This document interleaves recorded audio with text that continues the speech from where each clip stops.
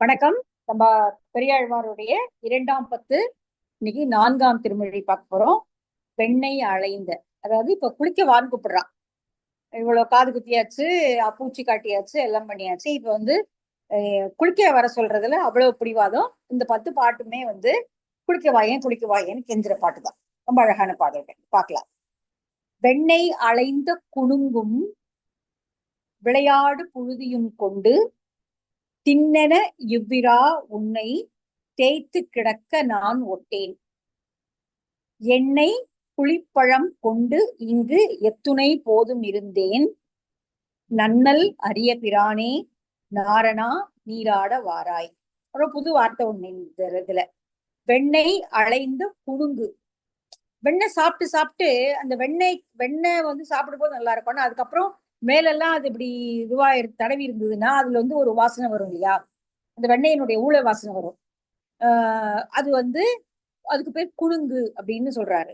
ரொம்ப புதுசா இருக்கு இந்த வார்த்தை இல்லையா? வெண்ணெய் பூசி சாப்பிட்ட பிறகு ரொம்ப நேரம் கழிச்சு நமக்குமே அந்த கையிலயோ அல்லது முகத்திலயோ அது இருந்ததுன்னா அது அதுல இருந்து ஒரு வாசனை வரும். பால் தானே, பால் பொடு பொருள் தானே, அதனால வாசனை வரும்.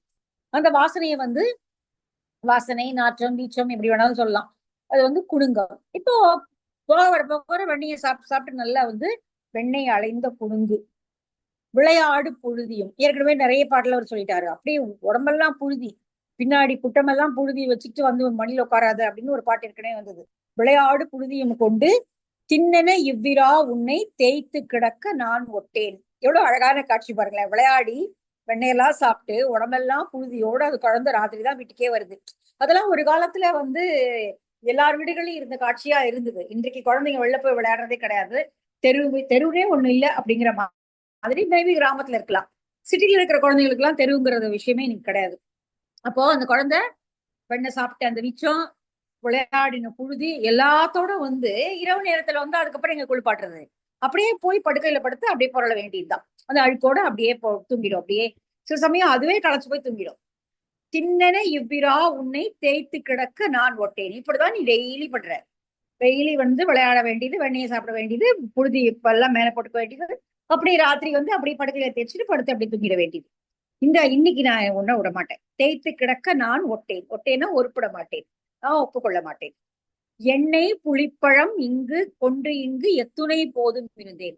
ரொம்ப நேரமா எண்ணெயை காய்ச்சி கையில வச்சுட்டு அதுல எண்ணெயை தடவி அழுக்கெல்லாம் இது பண்ணிட்டு அதுக்கு புளிப்பழம் போட்டு தேய்க்கிறதுக்காக புளி போட்டு தேய்ப்பாங்களா என்னன்னு தெரியல. என்ன மாதிரியான நீராடுவதற்குரிய சாதனங்களாக என்னென்ன வச்சிருந்தாங்க அப்படிங்கிறது தெரியல. ஆனா இங்க புளிப்பழம் அப்படின்னு சொல்றாரு. யூஸ்வலா புளி எண்ணெயை போக்குறது தான் இல்லையா? நம்ம பித்தளை சாப்பாடுலாம் புளி போட்டு விளக்குற வழக்கம் இருக்கு.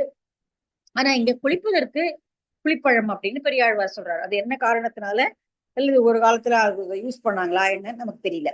ஆனா இது ஒரு அழகான ஒரு கலாச்சார ஒரு வார்த்தை. இதுதான் ஒரு ஒரு சங்கதி நமக்கு. எண்ணெய் புளிப்பழம் கொண்டு இங்கு எத்துணை போதும் இருந்தேன். எவ்வளவு நேரமா நின்றுட்டு இருக்கேன். இது வழக்கமா நம்ம வீடுகள்ல இருக்கக்கூடிய ஒரு காட்சி தான்.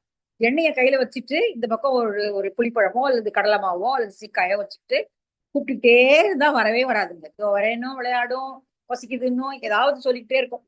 சோ ஒரு குழந்தைய காலையில குளிப்பாட்டுறது அல்லது மாலையில குளிப்பாட்டுறது அப்படிங்கிறது பெரிய வேலை. இங்க யசோதைக்கு அவ்வளவு சலிப்பு. ஆனா சலிச்சுக்கிறா. ஆனாலும் குழந்தையின் மேல உள்ள ஆசையினால அந்த காதல் பெருகி வருது. நன்னல் அரிய பிரானே, நன்னுவதற்கு அரிய பிரானாகிய தலைவனே நாரணா நீராட வாராய். வாயேன் குளிச்சுட்டு போயே அப்படிங்கிறா. சரி, அடுத்த பாட்டு அதே குழந்தையினுடைய குறும்பதான் சொல்லுது. கன்றுகள் ஓடச் செவியில் கட்டெரும்பு பிடித்திட்டால் தென்றி கெடும் ஆகில் வெண்ணெய் திரட்டி விழுங்குமா காண்பன். நின்ற மராமரம் சாய்த்தாய் நீ பிறந்த திருவோணம் இன்று நீ நீராட வேண்டும் எம்பிரான் ஓடாதே வாராய். நமக்கே காட்சி நல்லா புரியுது. மாட்டு தொழுவத்துல இருக்கக்கூடிய கன்றுக்குட்டிகளுடைய காதுகள்ல கட்டெரும்பு கொண்டு போய் விடுறது. அது குழந்தையினுடைய விளையாட்டு, கண்ணனாகி குழந்தையினுடைய விளையாட்டு. இப்படி கொண்டு போய் போடுறியே, நீ உனக்கு அது விளையாட்டு தான். நீ இப்படி போட்ட உடனே அது பயந்து ஓடுது. அப்போ மாடும் தெரிச்சு ஓடும். இல்ல கன்றுகளுக்கு பக்கத்துல நிக்கலன்னா அது பால் கறக்காது. பெரும்பாலும் மாடு மடி அப்படி இழுத்தி பிடிச்சுக்கும் அப்படின்னுவாங்க. கன்றை காட்டி காட்டி தான் பால் கறக்கணும். நீ வெண்ணெய் சாப்பிட மட்டும் வரல. அடுத்தது வெண்ணெய் கொண்டாங்கிறியே. மாடு பால் கறந்து பாலை காய்ச்சி அதை உழக்குத்தி தயிராக்கி தானே வெண்ணெய் எடுக்கணும். அப்புறம் வெண்ணெய் மட்டும் எங்க இருந்து வரும்? இந்த மாதிரி கன்றுகளுடைய காதுகள்ல கட்டெரும்பு பிடிச்சதை ஓட விட்டினா மாடு எப்படி பால் கறக்கும்? மாடு பால் கறந்தா தானே உனக்கு வெண்ணெய் கொடுக்க முடியும். தென்றி கெடுமாகில் வெண்ணெய் திரட்டி விழுங்குமா காண்ப. நீ எப்படி வெண்ணெய் சாப்பிட்ற நான் பாக்குறேன். எப்படி சாப்பிட முடியும்? நீ இந்த மாதிரி மாடுகளை அலற விட்டினா எப்படி சாப்பிட முடியும்?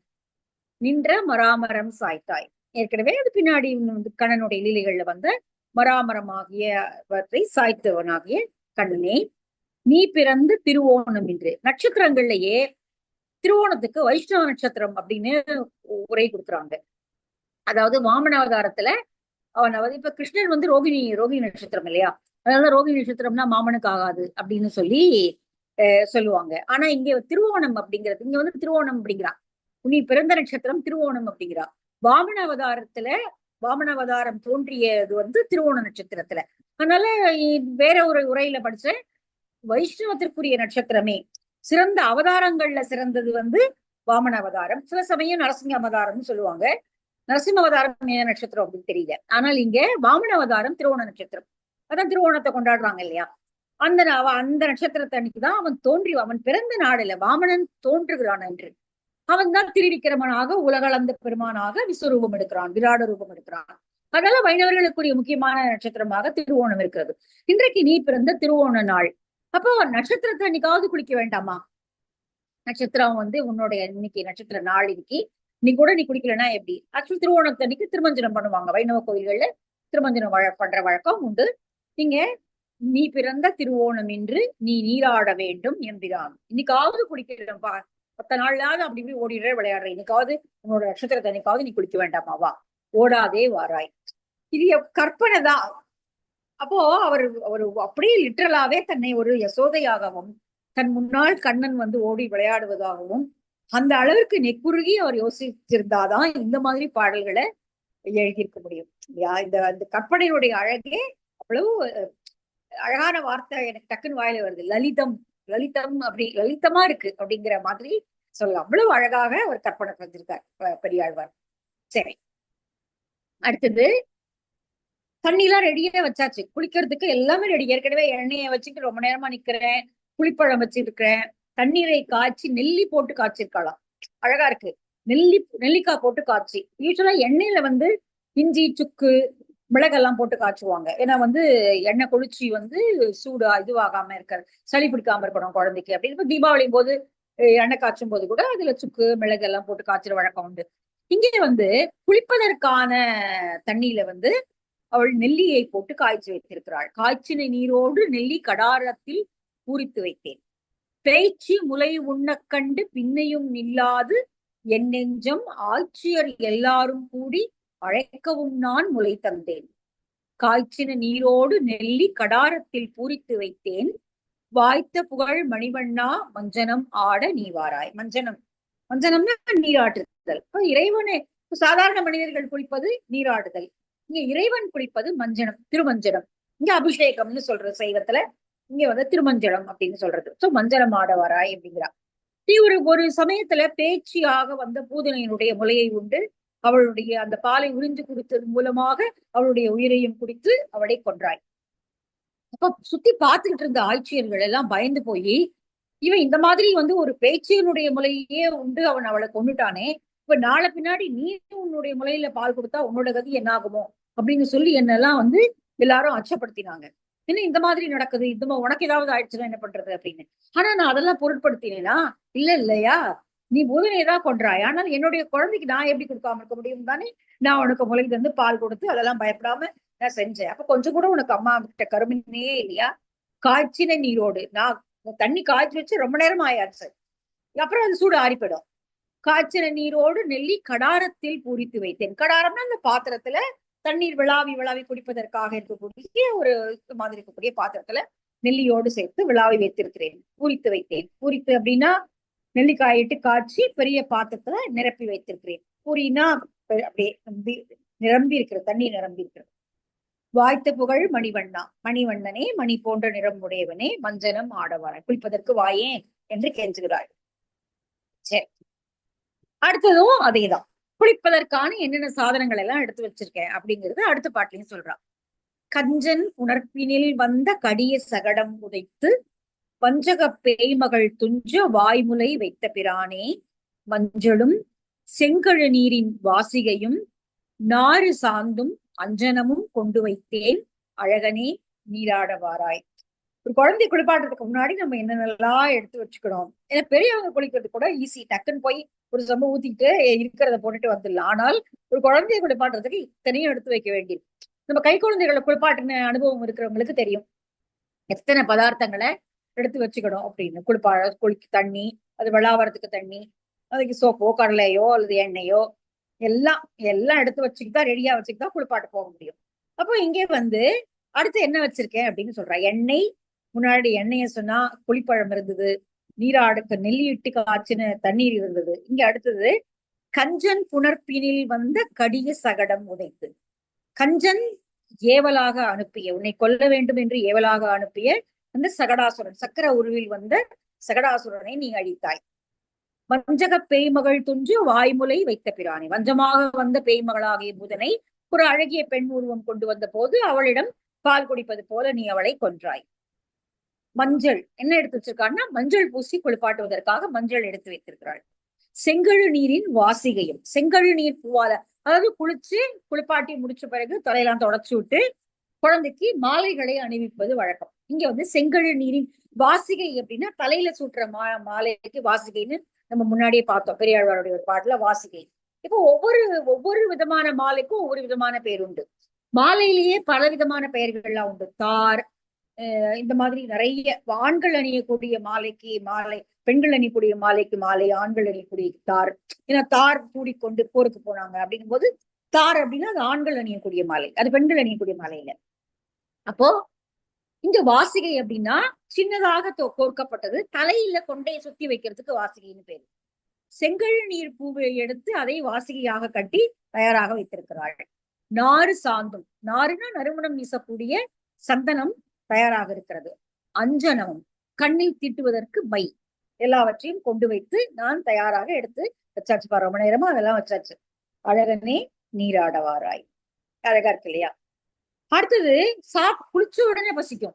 எப்பவுமே குழந்தை குளிச்ச உடனே அதுக்கு ரொம்ப பசி எடுக்கும், சாப்பிடும், தூங்கிடும் உடனே. அதுதான் யூஸ்வலா குழந்தைங்க குளிப்பாட்டும் போது நம்ம ரெடியா இதெல்லாம் எடுத்து வச்சுக்கணும். ஏன்னா குழந்தை குளிச்சு முடிச்ச உடனே பெரும்பாலும் தூங்கிடும். இது கொஞ்சம் வளர்ந்த குழந்தை, ஆனாலும் அதுக்கும் பசிக்கும் தான். அதனால நீ குளிச்சு முடிச்ச உடனே உனக்கு தருவதற்காக நான் எல்லாத்தையும் ரெடியா எடுத்து பண்ணி வச்சாச்சு, தயாரா எல்லாம் பண்ணி வச்சுட்டேன். நீ வந்தினா ஒரு சொம்பு குளிச்சுட்டு டக்குன்னு சாப்பிடலாம் எல்லாத்தையும். அப்பம் கலந்த சிற்றுண்டி அக்காரம் பாலில் கலந்து சொப்பட நான் சொட்டு வைத்தேன், தின்னல் உறுதியேல் நம்பி செப்பு இள மென் முலையார்கள் சிறுபுறம் பேசி சிரிப்பர், சொப்பட நீராட வேண்டும் சோத்தம்பிரான் இங்கே வாராய். இந்த மாதிரி குளிக்காம அழுக்காவே நீ சுத்திட்டு இருந்தீன்னா பெண்கள்லாம் உன்னை பார்த்தா சிரிப்பாங்க, என்ன இப்படி பிள்ளைய வளர்க்கறா அப்படின்னு அவங்க என்னையும் பார்த்து சிரிப்பாங்க. அதனால தயவு செஞ்சு குளிக்கவா. நீ குளிச்சு முடிச்ச உடனே உனக்கு நான் பாரு உனக்கு பிடிச்சதெல்லாம் பண்ணி வச்சிருக்கேன். அப்பம் கலந்த சிற்றுண்டி, அப்பம் சொல்றது அப்ப எல்லாம் போட்டு சொல்ற அப்பத்தை ரெடியா பண்ணி வச்சிருக்கேன்.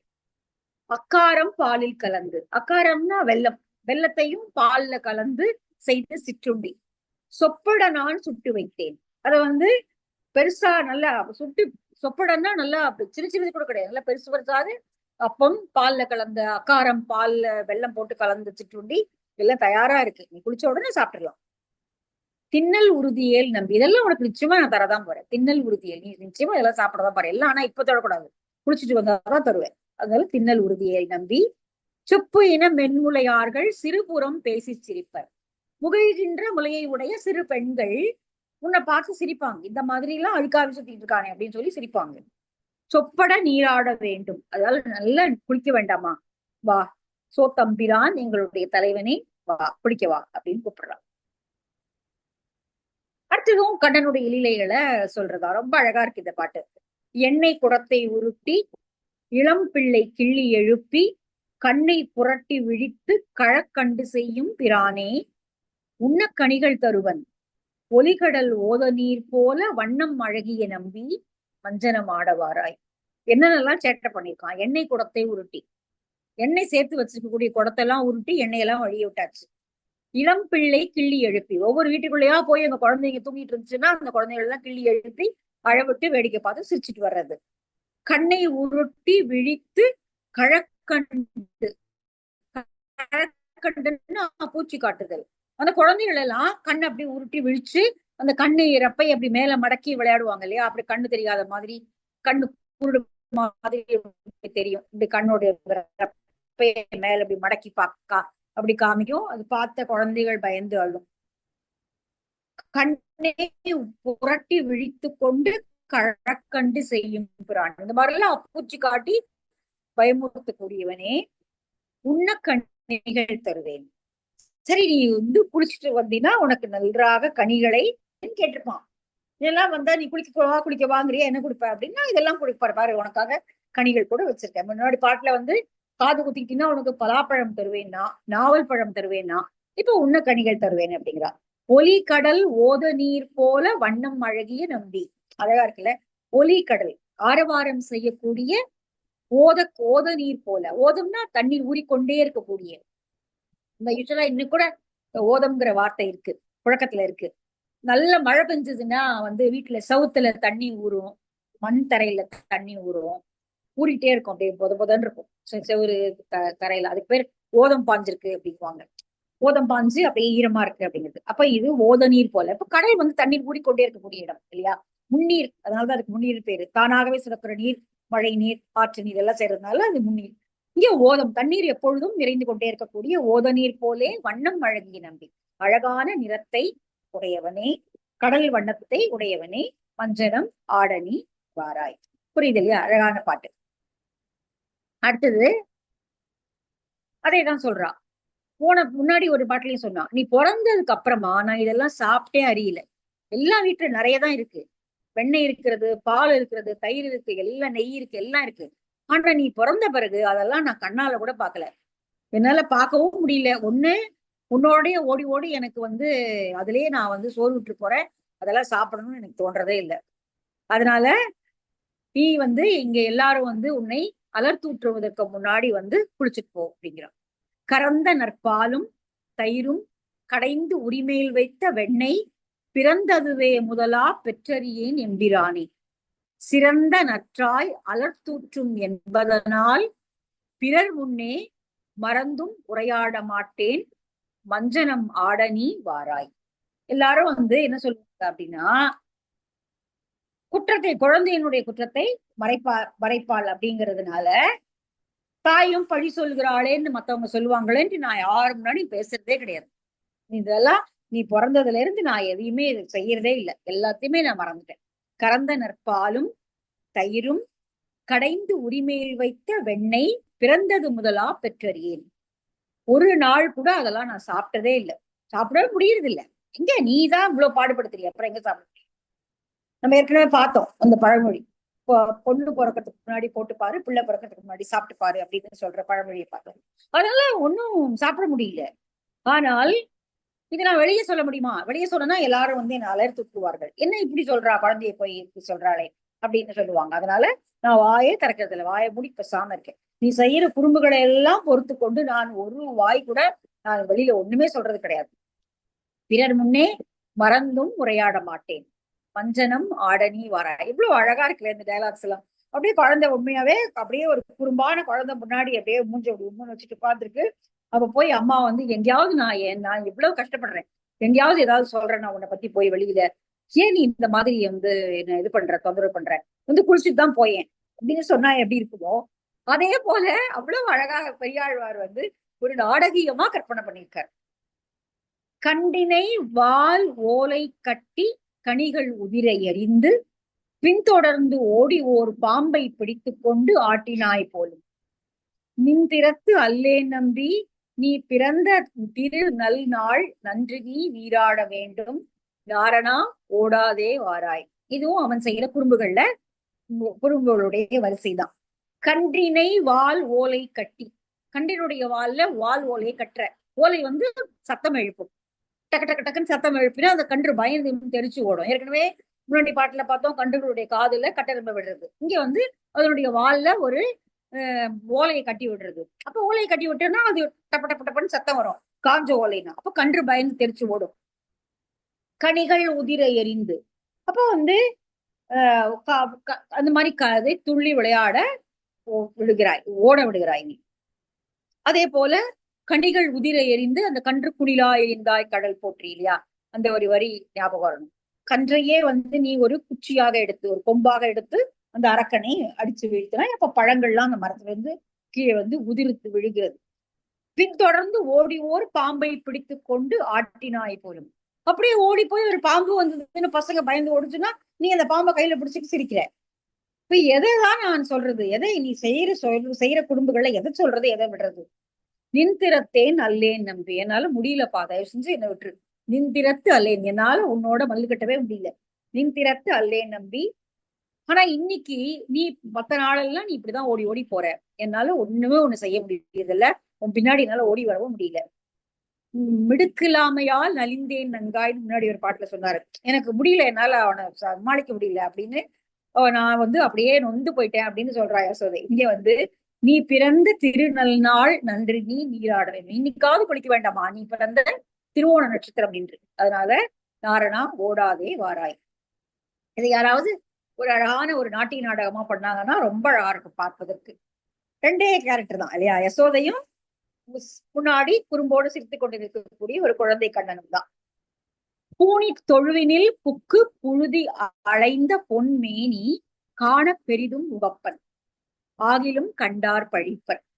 நான் இத்தனையும் இலாதாய் நப்பின்னை காணில் சிரிக்கும் மாணிக்கமே என் மணியே வஞ்சனம் ஆடவாராய். எவ்வளவு அழகா இருக்குல்ல. ஒரு புழுதியில விளையாடிட்டு வர குழந்தைய பார்த்தா தாய்க்கு இன்பமா தான் இருக்கும். அழகா போய் விளையாடிட்டு வரான் பாரு, மேலெல்லாம் அப்படியே ஒரு புழுதியோ குப்பையோ பூசிட்டு வரான்.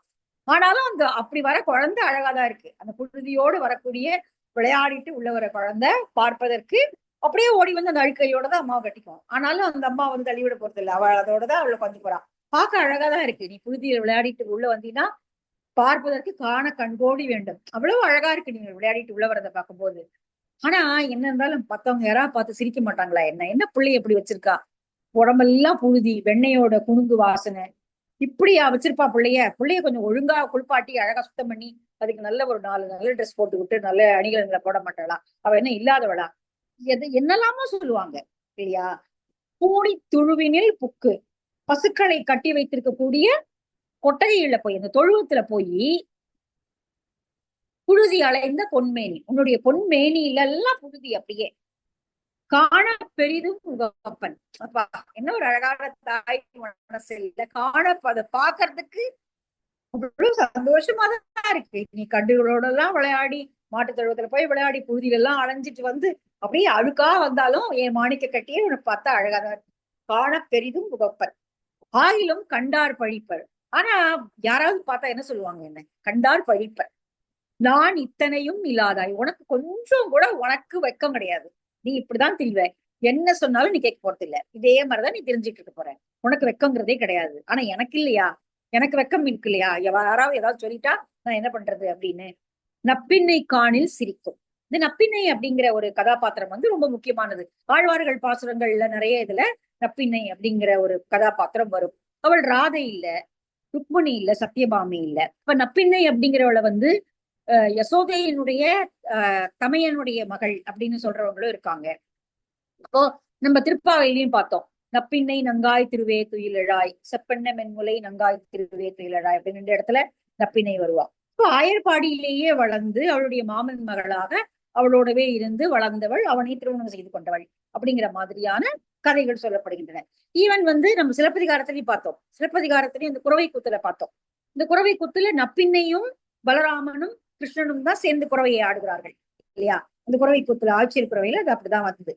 அப்போ நப்பின்னை, ஆனா பின்னாடி வந்த இதுல நப்பின்னைங்கிற ஒரு கதாபாத்திரம் அதிகமாக பேசப்படல. வைணவ இலக்கியங்கள் இது பேசப்பட்டது தவிர சிவக சிந்தாமணியில ஒரு இடத்துல வருது அப்படின்னு குறிப்பிடுறாங்க. ஆனால் நப்பின்னை யார், என்னவாக இருந்தாள், அவள் பின்னாடி ஏன் ஒரு முக்கியமான கதாபாத்திரமாக ஏன் வளர்த்து எடுக்கப்படல. இப்ப ராதை அப்படிங்கிறது கண்ணனோட பெரியவர். சோ அது ரொம்ப பின்னாடி வரக்கூடியதான். கண்ணன் ராதை உறவு அப்படிங்கிறது ரொம்ப பின்னாடி எவால்வ் ஆகி வந்த ஒரு விஷயம்தான். இப்ப தொடக்க காலகட்டத்துல ராதைங்கிற கேரக்டரே வரல பாருங்க, எங்கேயுமே வரல. சோ இந்த நப்பின்னை என்பவள் ஆயர்பாடியிலேயே வளர்ந்த அவனுடைய மாமன் மகள் அப்படின்னும் சொல்றவங்க இருக்காங்க.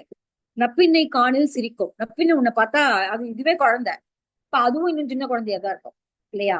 அது அவ உன்னை பார்த்தா சிரிக்க மாட்டாளா? மாணிக்கமே என் மணியே மஞ்சனம் ஆடவாராய். மாணிக்கமே இவ்வளவு இவ்வளவு அழிசாட்டியம் பண்ணா கூட அந்த குழந்தை கொஞ்சறதுக்கு தான் அம்மாவுடைய மனசு போகுது. மாணிக்கமே என் மணியே மஞ்சனம் ஆடனி வாராய், குளிக்கவா அப்படின்னு சொல்லி கெஞ்சு கெஞ்சுன்னு கெஞ்சுறான். சரி, இந்த பாட்டெல்லாம் படிச்சா நமக்கு என்ன கிடைக்கும்? சீர்மலி செந்தமிழர் வல்லார் தீவினை யாதுமிலரே, கார்மலி மேனி நிறத்து கண்ணபிரானை உகந்து வார்மலி கொங்கை யசோதை மஞ்சனம் ஆட்டிய ஆற்றை பார்மலி தொல்புதுவை கோன் பட்டர்பிரான் சொன்ன பாடல் சீர்மலி செந்தமிழ் வல்லார் தீவினை யாதுமிலரே. இந்த பாடல்களை அழகான வார்க்கச்சை அணிந்தவர்களாகிய யசோதை கண்ணனை நீராட அழைத்ததாக இருக்கக்கூடிய இந்த பாடல்களை எல்லாம் பட்டர்பிரானாகிய வில்லிபுத்தூரை சேர்ந்த பெரியாழ்வார் விஷ்ணுசித்தன் பாடியிருக்கிறார். இவற்றை படிப்பவர்களுக்கு எந்த தீவினையும் வராது அப்படின்னு பெரியாழ்வார் ஒரு அருளை செய்கிறார். இதோட இன்னும் குளிப்பாட்டி முடியல. அடுத்தது குளிப்பாட்டி அடுத்தது வந்து தலையை பாரி விடணும். இப்போ முடி நிறைய இருக்கு இல்லையா, தலையை பாரி விடணும். அடுத்த பகுதியில குழல் வார காக்கையை வாயனை, அது அடுத்த பகுதியில நம்ம பார்க்கலாம். பாய்.